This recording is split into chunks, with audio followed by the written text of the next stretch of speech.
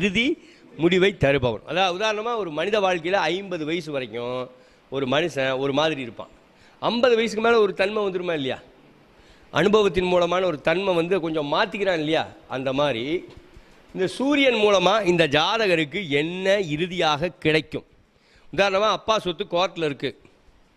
அப்பா சொத்து கோர்ட்டில் கேஸ் நடக்குது. எனக்கு சக்ஸஸ் ஆகுமா ஆகாதா? எனக்கு சக்ஸஸ் ஆகுமா ஆகாதா? கிடைக்குமா கிடைக்காதா? இது கேள்வி. இப்போ ஆரம்ப நிலையில் கிடைக்காதுன்னு காமிக்குதா? இங்கே இது